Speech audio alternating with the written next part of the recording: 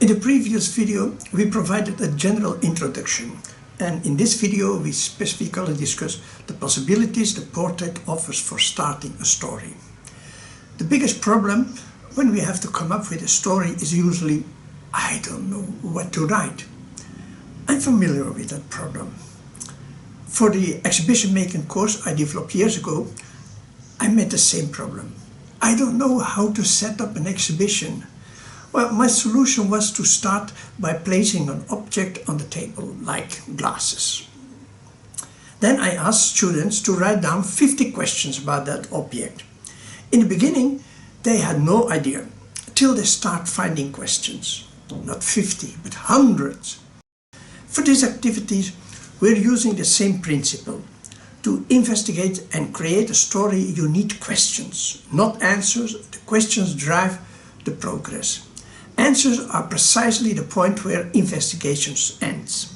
Therefore, this video focuses on providing material that helps to raise all sorts of questions. It is a trick of a good story. The listener must stay with you, especially when there's a cliffhanger. They want to know how it goes further. So while asking questions, you are already shaping your story. And for this video we begin with a portrait.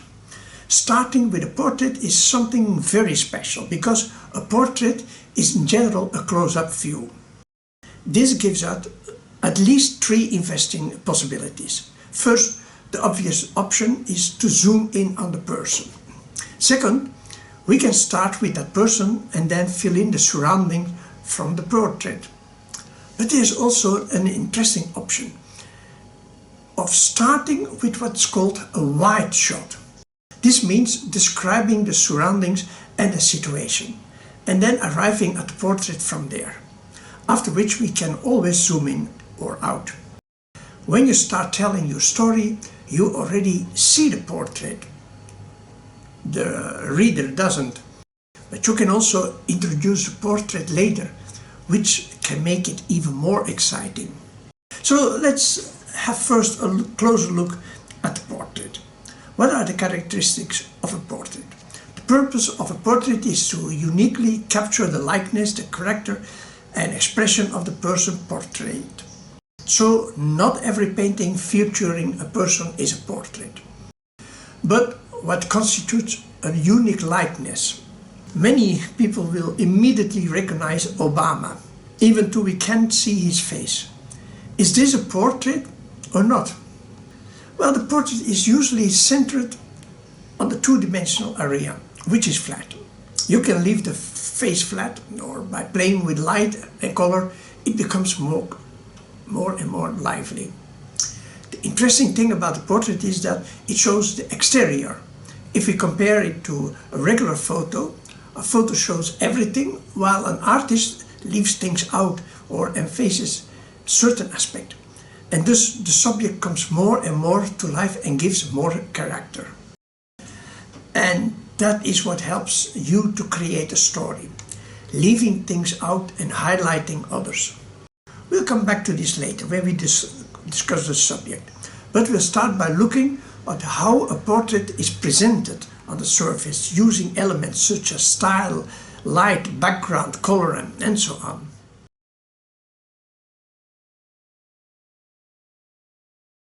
So let's start with describing some typical styles used, because we can use them to write our story. It's exactly the same. So each style has its own characteristic, its strength and possibilities. What's typical about those styles is that they provide a good indication of the artist's vision of how to express oneself and communicate through art. So realism is perhaps the oldest style. It attempts to represent reality as faithful as possible, like this portrait painting by Julia Candon. It's very concrete, straightforward, descriptive style that's often quite passive because it's difficult to describe the movements of an action. There's also noticeable distance between the person described and the person being described. Then we have Impressionism, which focuses on the subjective impression of a moment. often with loose brush strokes and an emphasis of light and color, like this painting of Bonnard. The style is therefore better suited to describe movement. The writer is where it becomes part to the story. A third interesting style is cubism, in which objects are depicted from multiple viewpoints, simultaneously, often with geometric shapes and fragmented representations. Picasso's cubist work are very well known, and this portrait is a good example of Picasso's knowledge of history. In this picture we see how in ancient Egypt people also are painted the head from the side, but the eye itself looks straight onto you, exact as in Picasso's works. This style allows you to have multiple narrators in your story, but it must be clear to the reader who is telling what from which perspective. So choosing a style doesn't necessarily mean you have to stick with it. Artists also sometimes change styles. However, constantly switching styles at random doesn't make optimal use of the various stylistic possibilities. It also rarely makes your story more readable, especially if the logic behind change isn't entirely clear.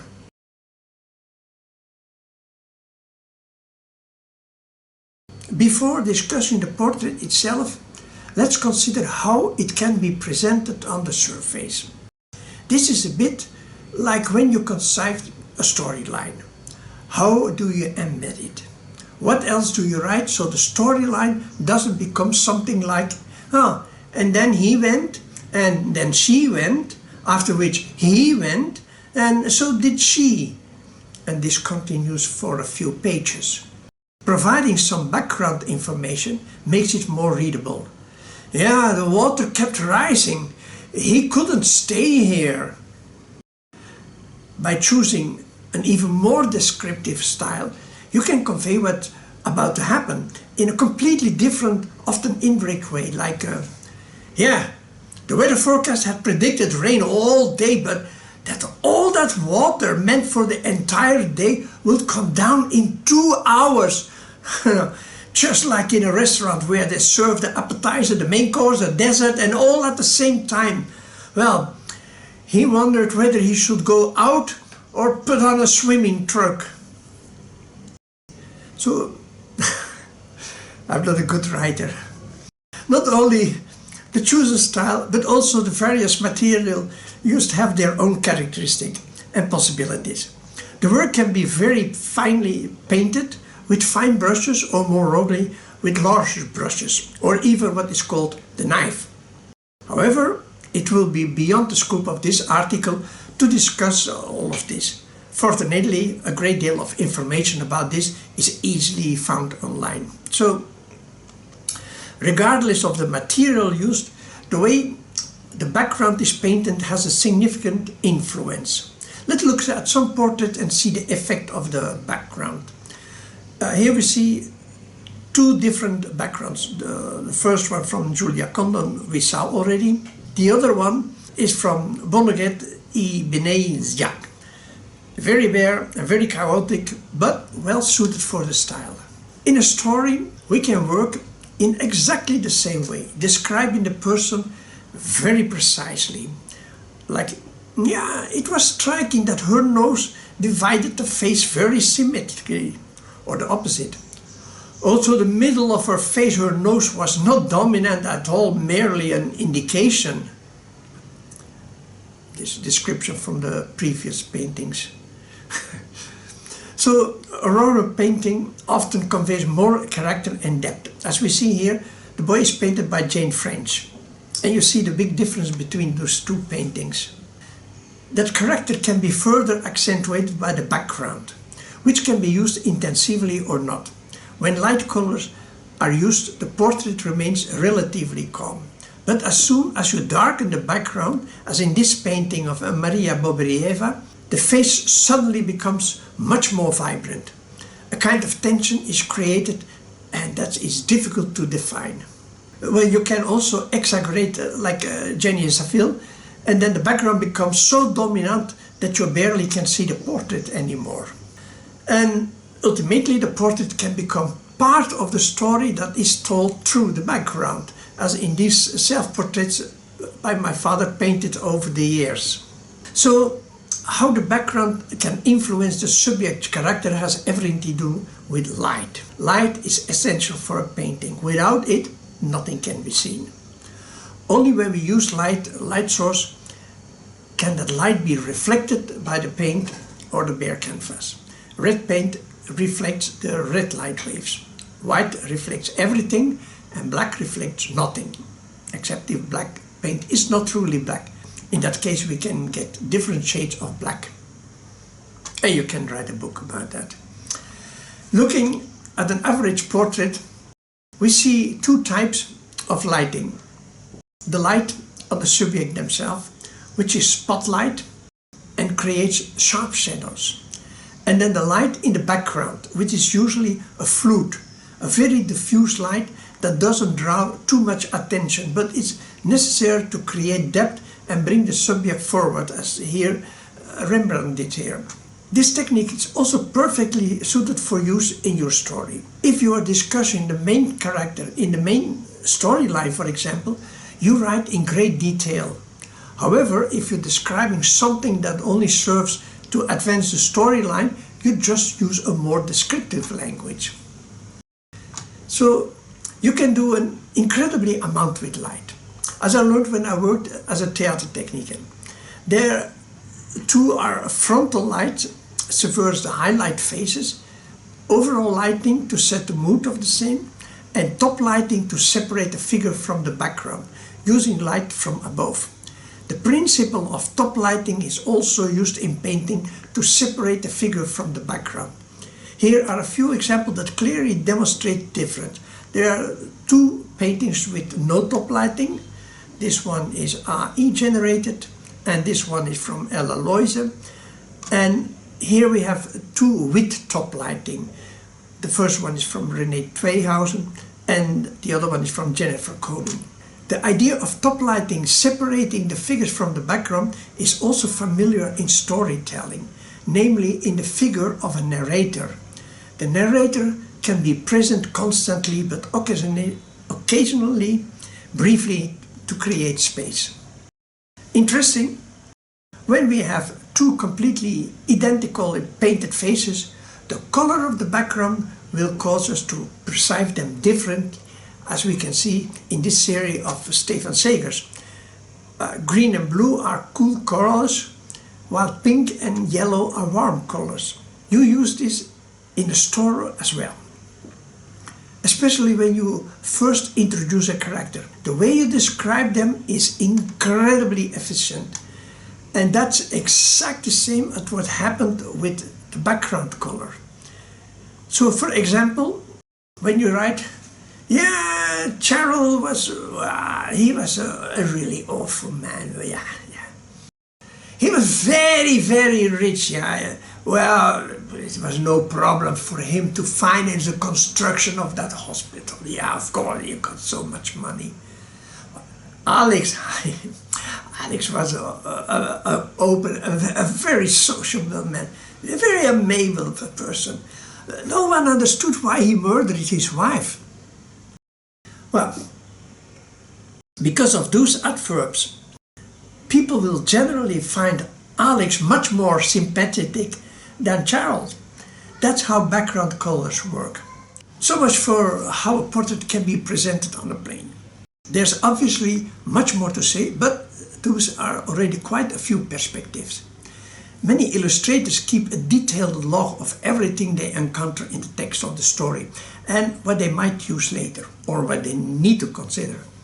Anyone writing a story about a work of art can, of course, do exactly the same. Write down everything you see, down to the smallest details. The nice thing is that while you're doing that, you are often already fully engaged in your story.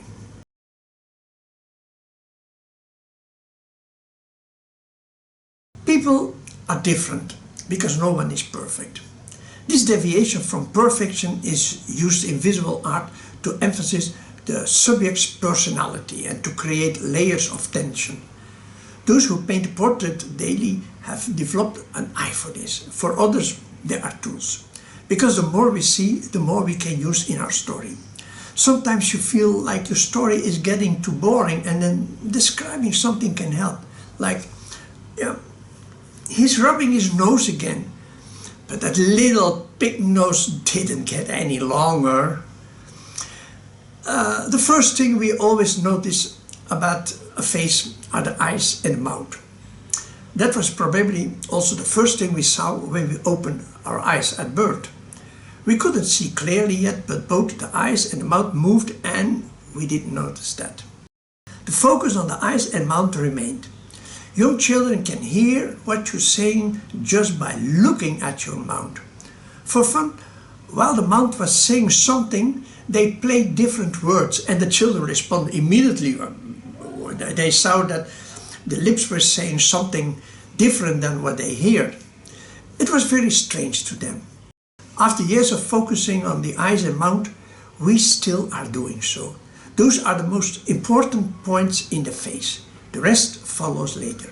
Hence, that Thatcher illusion. Peter Thomson took a photo of Thatcher, the former British Prime Minister. While the photo was upside down, he selected of one photo the eyes and mouth and flipped them over vertically. As long as the photo was upside down, it wasn't that noticeable. But when you put the same picture in a normal way, then suddenly we see the enormous difference.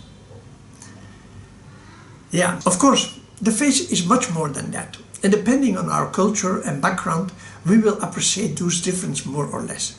But in everyday life, we primarily see moving faces, and those can reveal a great deal. A good salesperson sees every facial reaction to what they say and then adjusts their narrative until the right reaction appears on your face. Although this can be also confusing. The first time I gave a lecture, a couple was sitting in front of me, from first row, and they didn't look particularly happy. And it made me quite unsure, because it's very strange. And yeah, I felt very, but very strange. At the end, they got very enthusiastic, because sometimes we're so focused that we lose sight of what we look like. So, a portrait, however, is a still image. Yet artists often manage to capture the movements that define character by emphasizing certain features. Essentially, you have to compare someone to someone else, and even then, you have to know what to look for. As we mentioned in the previous video, the golden ratio is a particularly useful tool to help you to objectively analyze a face. It turns out that our heads are in fact a collection of golden ratios, and here we see the basic. When we look at the face and compare ourselves to the proportions of the golden ratio, we see that the positions of our eyes, nose, chin, short, every part is different. Our face is different in various ways, and it's precisely this definition that makes us special. But what's the difference between the person we see in a painting and another person we don't see? Normally this isn't relevant at all, but when we are writing a story, we can sometimes use that difference. And then it's useful to have some kind of standard. When you see like this poster with all the possible golden ratio proportions in the face, it's clear that no one is perfect and that we are all very unique. So, is it useful to know all this? What do you do when your story gets stuck? That's something a good time to examine the subject's face in more detail. His eyes are unusual close together. Well, the reader will immediately check this. So is this why he doesn't see what is there? So when your story begins with a portrait, you want to describe the person while using more common characteristics. You could do this by writing, for example, that the person looked very cheerful and that they had a sullen face. However, those are vague descriptions. Using the examples on the poster, you can provide very concrete descriptions, so that because her lips were a bit wider, they curled more across her face when she smiled. You don't have to do this, of course, but sometimes it helpful to write down as many characteristics as possible which you can use later in your story. Especially if the story is longer, such a list can prevent you from describing someone on one page in a way that contradicts with what you write on the next page. So a portrait naturally provides many possibilities to set up a story. We're going to look at a few of them. Let's start with the general impression, the one we get when we first see a portrait. As I mentioned before, the eyes and the mouth are the most important. They consciously or unconsciously determine a significant part of our first impression. Eyes provide a great deal of information about someone's emotion and intentions. The shape, size, color and position of the eyes in relation to the eyebrows and the nose determine a facial expression. The shape, thickness and position of the eyebrows are also immediately noticeable. Regarding the mouth, it's the lips, the corners of the mouth and the smile that contribute significantly to facial expression, especially if laugh lines are visible. This can make a strong first impression and are perceived by many as attractive. The way someone wears their hair can also be, can also be striking and contribute to the first impression. The shape, size and position of the nose in relation to the eyes and mouth are important characteristics. The shape and the definition of the jawline can also indicate age and general appearance. The prominence of cheekbones can also indicate age. Besides these specific features, the overall impression of the face, such as symmetry and proportions, is also quickly perceived. Symmetry is one of the most important factors in facial attractiveness. Facial features like smooth, clear skin and defined cheekbones are often associated with youth and vitality. Two factors essentially to our perception of beauty. But again, cultural and gender influence on beauty vary widely. What else do we look at? These are all biological characteristics, but what also strikes us are typical character expression. Does someone appear trustworthy or untrustworthy? Well, research shows that this is impossible to determine, but we still try to do that. A facial expression results from the contraction of certain facial muscles, and it's considered one of the forms of non-verbal emotional expressions. At least we can distinguish 6 basic facial expressions that express the following emotions: anger, fear, disgust, joy, sadness and surprise. Facial expressions are not only found in humans but also in some mammals. Finally, some questions that might help you get started with your story. Those can be very classic but also simply funny. It can be a responsible story or not, just like a portrait.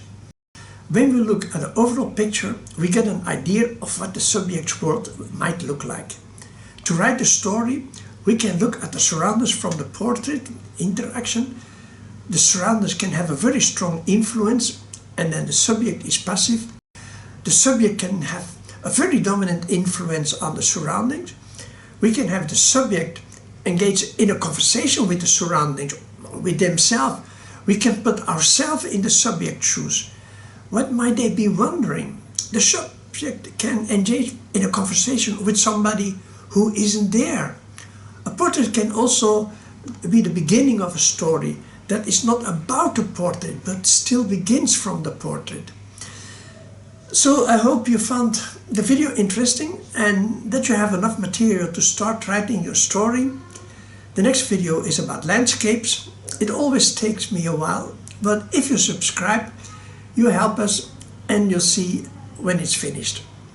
Thank you and see you soon.